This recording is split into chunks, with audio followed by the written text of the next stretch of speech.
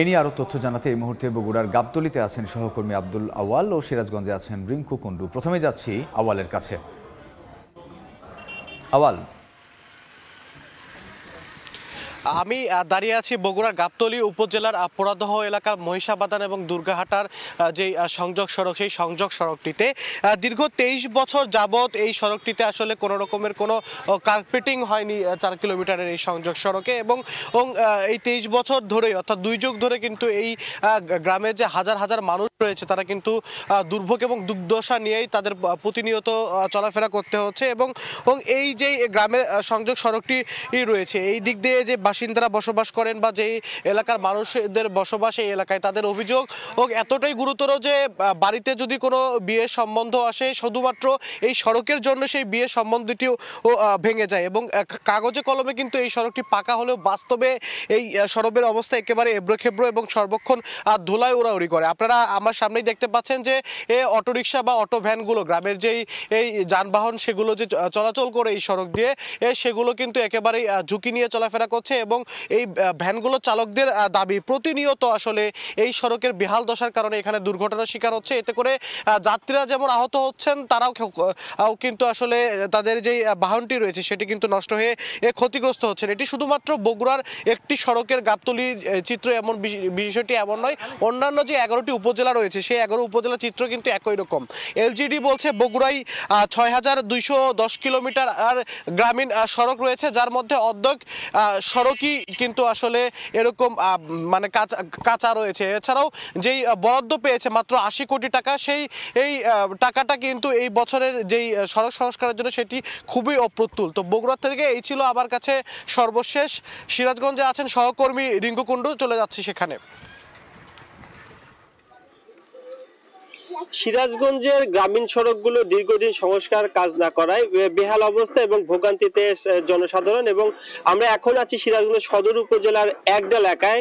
একডাল এলাকার যে মেইন রাস্তাটি রয়েছে, অর্থাৎ যে সড়কটি রয়েছে, আমি যদি একটু দেখাই যে পিচ ঢালা এই সড়কটির পুরো পিচ কিন্তু উঠে গেছে এবং দীর্ঘদিন ধরে কিন্তু সংস্কার কাজ না করায় কিন্তু পুরো এবড়ো থেবড়ো এবং পুরো গ্রামীণ একটি মাটির সড়ক দেখে মনে হলো কিন্তু এটা আসলে একটি পাকা সড়ক।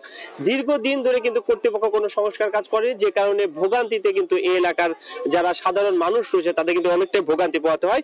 বিশেষ করে যদি বলি বর্ষা মৌসুমে সামান্য বৃষ্টিতেই কিন্তু আসলে কাদা পানি এবং পুরো রাস্তাটি আসলে পানিতে পরিপূর্ণ হয়ে যায়, তখন কিন্তু আসলে ভোগান্তির মাত্রা কিন্তু অনেকটাই বেড়ে যায়। এই সড়কটিতে বিশাল একটি বাজার রয়েছে, পাশাপাশি মসজিদ রয়েছে, শ্মশান রয়েছে, বেশ কয়েকটি শিক্ষা প্রতিষ্ঠান রয়েছে। এই সড়কটি যারা ব্যবহার করে তাদের কিন্তু আসলে প্রতিনিয়ত কিন্তু আসলে ভোগান্তি পোহাতে হয়। এবং এলাকাবাসী যেটি বারবারই অভিযোগ করে বলছিলেন যে কর্তৃপক্ষের নিকট বারবারই তারা জানালেও কিন্তু আসলে কর্তৃপক্ষ কোনো ব্যবস্থা নেয়নি, সেই সড়কটি বেহাল অবস্থা।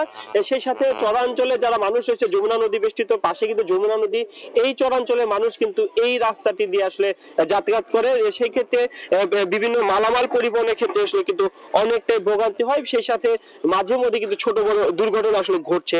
তো এই অবস্থা, একই অবস্থা সিরাজগঞ্জের অন্যান্য উপজেলা যেগুলো গ্রামীণ সড়ক রয়েছে সেগুলো কিন্তু আসলে একই অবস্থা। আমরা যদি বলি যে বিশেষ করে গ্রামীণ প্রত্যন্ত এলাকার যে সড়কগুলো রয়েছে সেগুলো কিন্তু আসলে কর্তৃপক্ষের নজরে আসলে যে সংস্কারের যে বিষয়টি সেটি কিন্তু আসলে না করার ফলে কিন্তু আসলে দীর্ঘদিন ধরে এই যে বেহাল দশা এই সড়কগুলো, এবং গাড়িগুলো কিন্তু স্বাভাবিক গতিতে চলাচল করতে পারে না। বিশেষ করে মালামাল পরিবহন, যেহেতু একটি বড় বাজার, সেই বাজারে যারা দোকানদাররা রয়েছে, ব্যবসায়ী রয়েছে, তাদের সাথে কথা বলেছি, তারা যেটি বলছে যে তাদের মালামাল আনানো আসলে অনেকটাই অসুবিধা হচ্ছে।